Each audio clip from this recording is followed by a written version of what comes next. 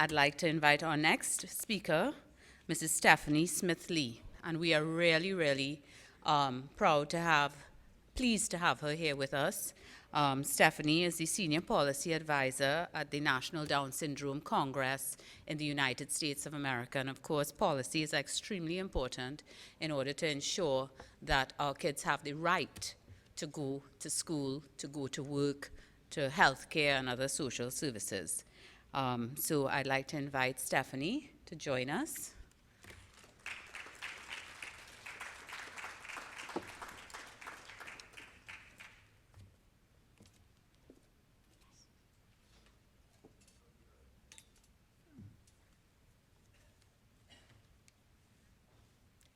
Good afternoon, everyone. I'm so delighted to be here with you today, and I'm grateful to the Down Syndrome Family Network for including me, but more grateful to them for everything that they have been doing, Mr. Glenn Niles, Ms. Lisa Ganny, your board members, everything that you've been doing to provide support to families and to move the policy agenda forward to ensure that all children with Down syndrome have the right to an education and the opportunity to go forward to employment and living in the community. I'm going to be speaking with you today about some of the lessons that we've learned in the United States over the last 50 years in education, and talking with you about how the progress that we've made in the United States and in many countries has been as a result of families joining together and individuals with disabilities pushing the agenda forward. What do I point at with this? There we go. One of the things that we've learned is that advocacy really does work, and that the real way to move forward to achieve goals is through families being involved with advocacy and self-advocates. If we want young people with Down syndrome to grow up and have the opportunity to be included in the workforce, to have real jobs like some of the jobs we've heard about today at real pay, to be included in the community, to be included in churches and religious institutions, to have friends, to have people to hang out with, then it starts with inclusive education. That's the foundation. We have learned some things that work and some things that don't work over the years, and I'll be sharing some of that with you, recognizing, of course, that every country is unique, every culture is unique, but you are poised here, I believe, in Trinidad and Tobago to really transform your education system, and I'll be talking about that a little bit in a moment. It was exciting to hear Dr. Casa talk about all of the wonderful things that are going on with inclusive education and with universal design for learning. We didn't have that 4 decades ago when my daughter was born. In the 1950s and 60s, it was typical for children with Down syndrome to be institutionalized. It was families who said, no, we're not going to do that anymore. We're going to raise our children. Before our federal special education law was passed, only 1 in 5 children with disabilities went to school.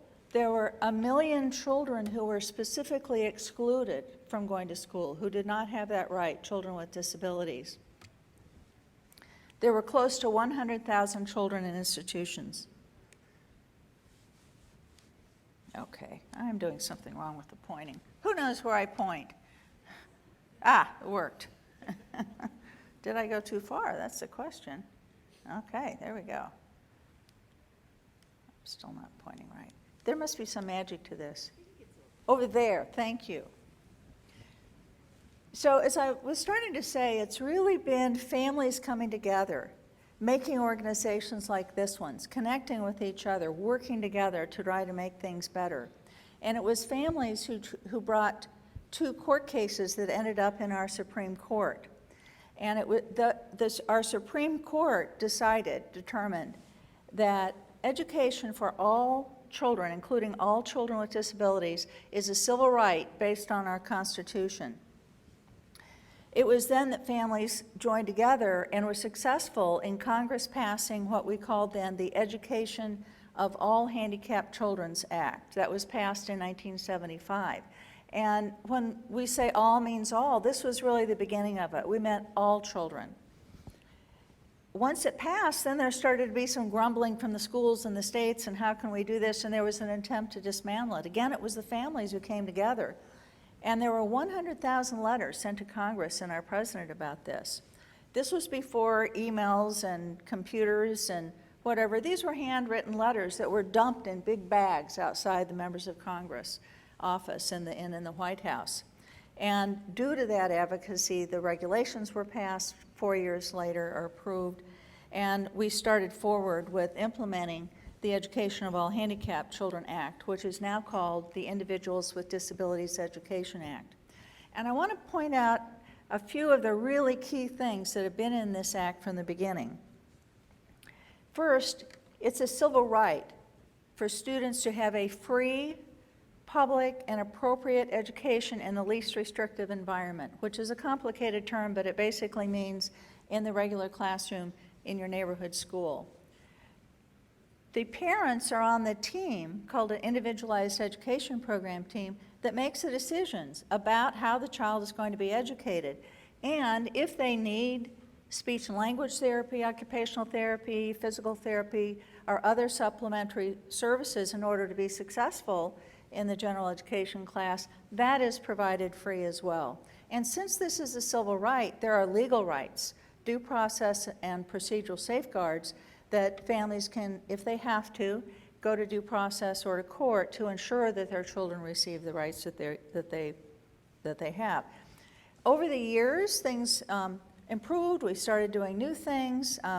The early intervention services, inclusive preschool opportunities, transition to work and education, supported employment, and part of this law is to provide grants to states that then gets to the local school districts and the local schools to help implement the law, and there's other funding and so on. So things were going along pretty well and improving, and I'll get to some challenges we had in the 90s. But first I'm going to share with you a little bit about our family. Okay, I'm clearly not a good clicker. There we go. This is our daughter Laura. My husband Gen is here with me, and Laura was born in 1982. These are pictures of her in her little red dress at her first Christmas, which was in Children's Hospital. When Laura was born, we didn't have the benefit of this kind of really organized, powerful family group, but there were some wonderful families who banded together, and they were our support. And we needed that support. We received advice from two different doctors from when Laura was first born. One doctor said, "You need to put her away." The other said, "Take her home and love her." That's the advice we chose to accept. We had challenges. Her first 2 years, she had a congenital heart defect. She was missing the middle of her heart, and we spent most of the time in the hospital with her. At one point, a very cold surgeon said to us, "If Laura doesn't have a heart operation in the next 3 days, she's going to die, but I'm sorry, there's no operating rooms available." But there was another wonderful cardiologist that we talked to, and he made sure there was an operating room available. Another doctor, a wonderful man who was a geneticist, told us not to expect Laura to really mature or learn past the age of an 8-year-old, and that the most that we could hope for would be that she would be in a group home, and maybe she'd be able to be in a sheltered workshop where she would earn a few pennies an hour and be in a segregated setting. We didn't like that advice either, and we didn't listen to it.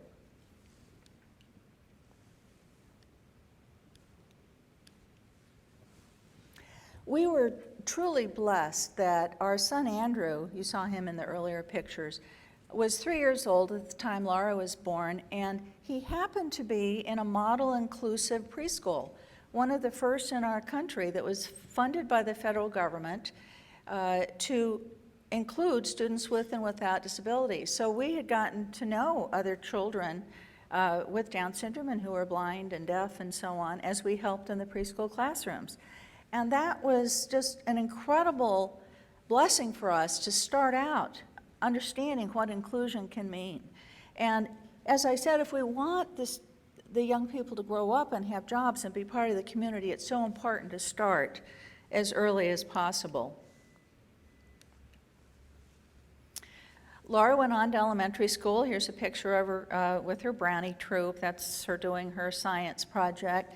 And this was quite a while ago. You know, it was almost 40 years ago when Laura was born. So we weren't quite as successful as Julie was later with Nick and getting him included. But she was in a warm environment. She did have friends at the school. It was in our community. But it was a little challenging because she really wasn't included in the way that we wanted and we were fighting for. In third grade, she was in the back of the class, in the back of a row without a desk and no textbook. That was physical integration. That wasn't really inclusion. But at the same time, the kinds of things that Dr. Casa was talking about really weren't available yet. What we wanted real inclusion. We wanted her to be able to take part in the same curriculum that everyone else was, and to be socially included, and to have trained staff and a welcoming environment. One of the things that happened when Laura was in elementary school is that our school district decided they were going to fire quite a few teachers of students with intellectual disabilities. And, you know, that just didn't seem right. Well, I found out that they could do that because of an outdated state law. So I got other parents and we joined together and we spent 3 years. We developed an organization. We got to know our state legislators. We went in large masses to whenever there were hearings. And we were successful after a 3-year effort in getting the state law changed so that students with ID had an equitable ratio of teachers to students. And that really was eye-opening to me to see that real people really can make a difference, and to be a part of parents banding together, and it was the students who always made the difference. We were there every time there was an opportunity to be with a member of the state legislature, and the students were always there.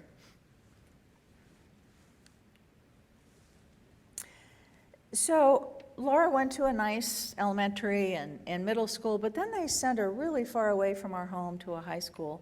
And what we found is that there were well-meaning teachers, but we couldn't get her even in a child care class. It wouldn't be fair to the teachers.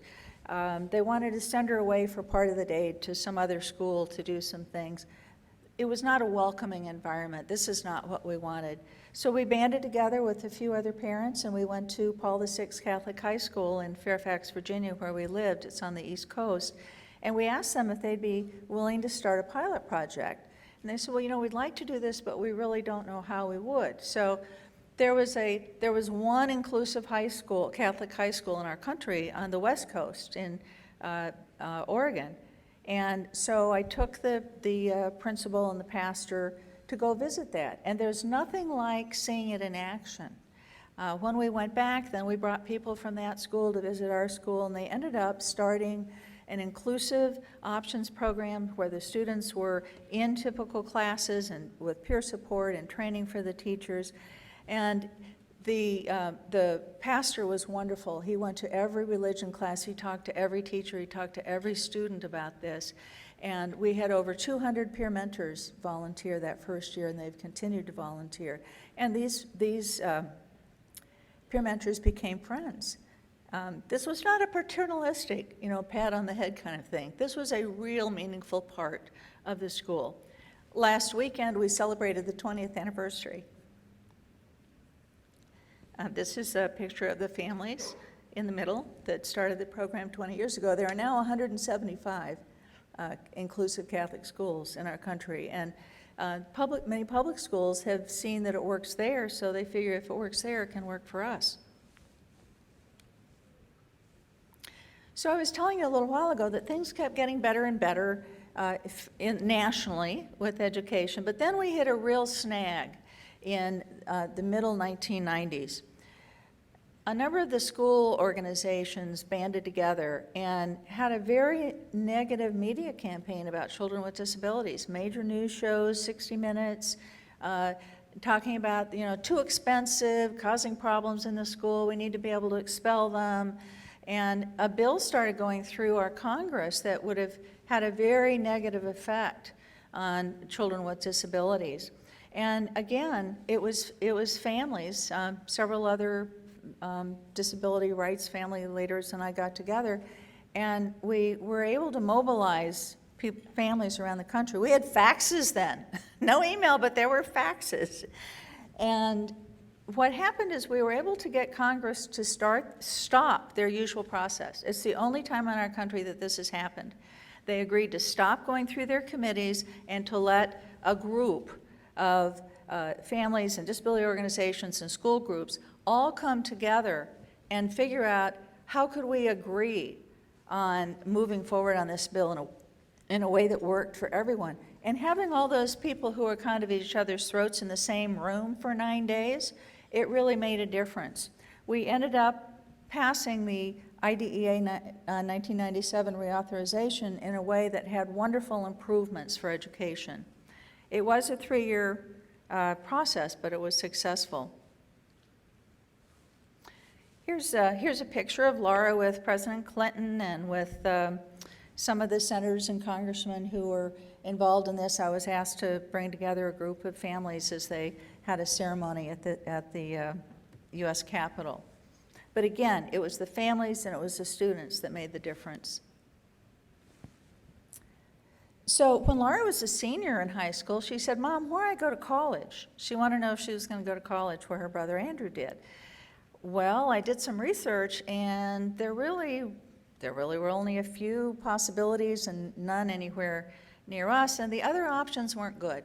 The other option would have been to go into a public school, into a center that was very separate, and that led to separate kinds of work. And when I went to visit, there was a big sign on the door between the other part of the high school and this part that said, "Keep out." And I thought, oh, I can't send her to a place that says keep out. So I went to George Mason University. I said, "Would you be willing to start a pilot? And I'll raise some money and I'll find some other students." And luckily for us, they agreed. And Laura and her 2 friends from Paul VI were the first students there. Now, we talk about the dignity of risk, allowing our children the dignity of risk to try things that are scary for us as parents. When I dropped my daughter off at this urban campus of 30,000 students with her new cell phone and her 2 friends, I was petrified. But it was such an incredibly wonderful opportunity for her. This was not a degree program. It was not for students who have regular high school diplomas. It's a certificate program, but the students were able to participate in typical college classes. They learned independent living, and they learned about job preparation. There's now 50 students from many states and other countries that participate in Mason Life, and they've had such wonderful opportunities as a result. Inclusive post-secondary education for students with Down syndrome and other intellectual disabilities has really taken off. Over the last 18 years, I've spent a lot of my time focusing on helping develop these kind of programs. And we also didn't want it to be just for wealthy people. We were able in 2008, when our Higher Education Act was reauthorized, to get financial aid for these students and also fund model programs in a national coordinating center. There's now 266 programs, or inclusive opportunities around the country, including the one that Dr. Casa was talking about. My PowerPoint's going to be available to all of you. I have a number of links and things that I think you'll be interested in. This is a map of where all of these various inclusive opportunities are now. They're not all the same. They, different features and so on. But this is pretty great to think that in 18 years we've gone from Laura and her 2 friends to this many opportunities around the country. Think College is the National Coordinating Center, and there's a lot of great information on their website. So Laura would go with me to present at conferences, and these are some of her slides that she used. And by the way, I thought about that doctor who told me that Laura would never progress beyond the 8-year-old as she went to college, as she testified before Congress, as she went with me and testified in our state legislature. Never believe those negative things that you hear. So here's some of Laura's slides I'll share with you quickly. I lived in a townhouse with housemates. This is my room, and this is one of my housemates, Chris.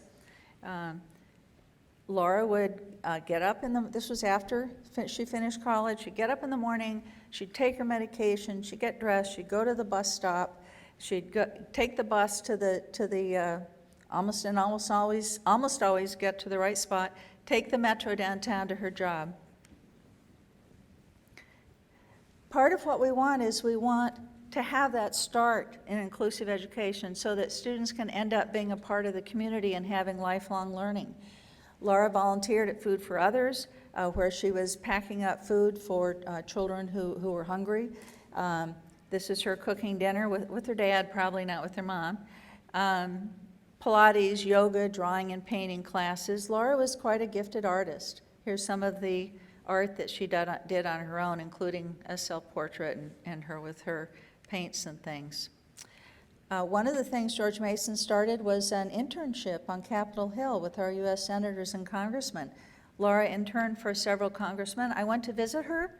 She was doing exactly the kind of things that I did as an intern when I was in college. It was so exciting to see, and what was even more exciting was to see members of Congress and their staff getting to know young people with intellectual disabilities and understanding their capabilities. Laura was very proud to work at the World Bank. She had, this is her office, this is her co-workers, and when people would say, well, what do you do, Laura? She'd say, I work at the World Bank. That was pretty cool.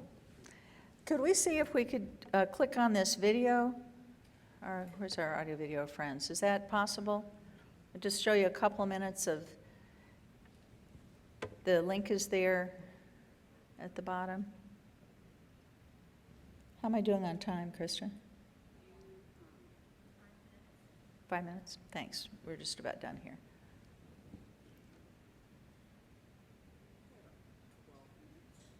12 minutes? 14 minutes? Okay. Oh, you're saying 5, she's saying 14. We'll condense. If this doesn't work, we'll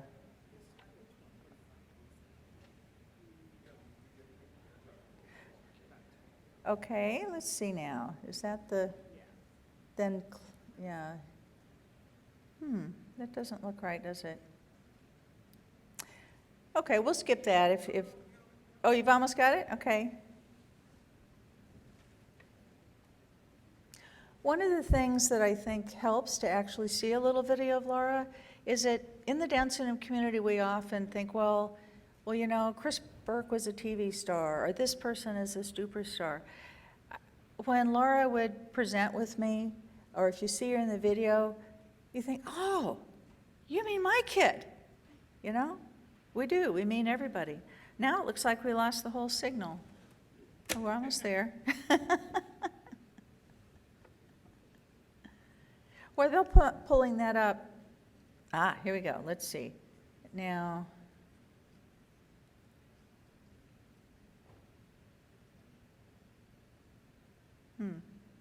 here's Laura. Oh, that was Laura. We lost it. While they're doing that, I'll just share. One of the other things that really struck me, going to the 20-year anniversary of the Inclusive Options program at the Catholic High School, is how it... Oh, I hear Laura, but I don't see her.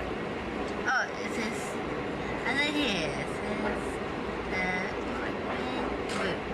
Yeah, it's not working, is it? That's okay. If you have an interest, you're going to have my slides. You can go there and click on the link. It's kind of fun to see her riding on the metro and going to the World Bank and being greeted. Okay, we'll go to the next slide then.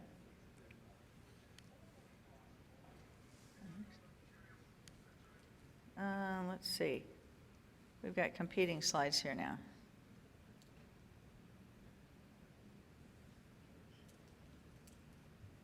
Oh, I guess we're going to try again.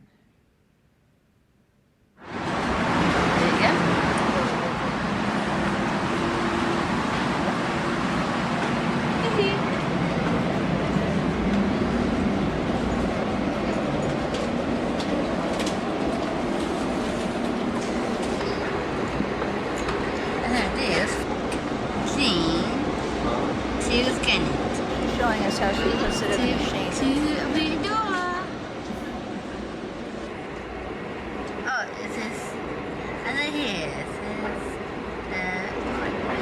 book. Beautiful. 2:13. That's an excellent picture.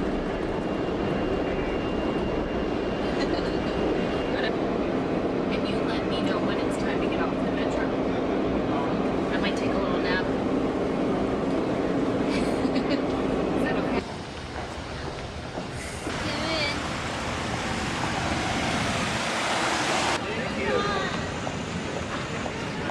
Her brother said, I wonder how much money she put in there, but it's her decision, it's her money.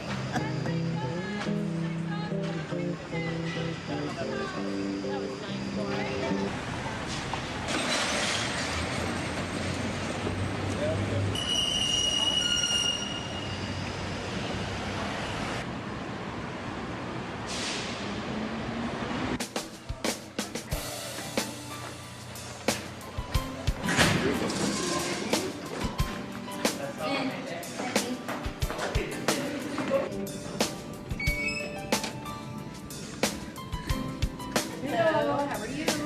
Good. Hello, welcome. Did you need to hold the door?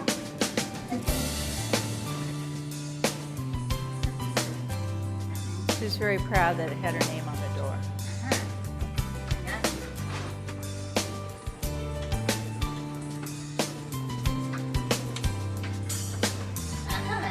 Easy.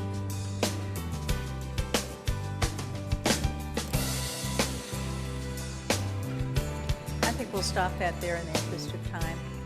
But Laura had a real job.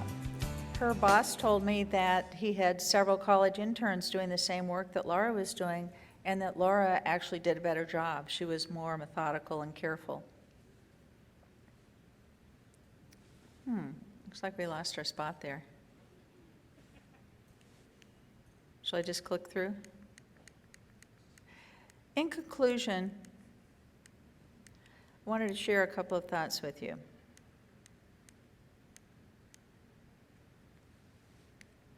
One is, who's in the driver's seat? It's hard as a parent to let your child go. It was hard for me to see my daughter getting on the metro and going into Washington, D.C., sometimes by herself, sometimes with a job coach. But one of the things that I've learned, and some of the things that we've learned as a field, that it's so important to start early with inclusion and with transition, meaning start thinking when your child is a baby, what is your goal for your child and how you're going to get there. High expectations are so important. If we'd listened to the doctor initially who said she'd never progress, she wouldn't have had the opportunities to do what she had. It's so important that we encourage self-advocacy, speaking up for themselves, for what they want and what they want to do, which again, sometimes is hard as a parent, and supporting self-determination, supporting making decisions for themselves, and presuming competence. If we don't assume that someone can learn to read, we're not going to teach them. If we don't assume that they can get a job, they're not going to get the support that they need. You have an opportunity here in Trinidad with ratifying the Convention on the Rights of Persons with Disabilities, which is something that my country has not done. We don't have time to go into the details about that. You heard Senator Morris talk about it, but there is a strong requirement there for inclusive education. Mr. Niles and Ms. Ganny are very familiar with what's going on there and are leading the effort to make sure that that moves forward. So in conclusion, I would say that there's challenges with attitudes, with funding, with lack of teacher training, but it is possible to make change. The Down Syndrome Family Network is leading that change here, and they're doing a marvelous job, but they need an army of people with them to do it. Advocacy does work. It sometimes takes a long time, and it's so important not to give up. I have a number of advocacy tips we're not going to have time to go into right now, but hopefully when we have the panel with families, we can talk about that a little bit. But my final message is that you can change the world, and you can change your part of it if you work together. I'm going to be getting my PowerPoint available to you There's some great resources on it, the Swift Center that she talked about and others. And this first article is about my daughter Laura. We lost Laura. She passed away 3 years ago. If you'd like to read more about her, there's a great article there. Thank you.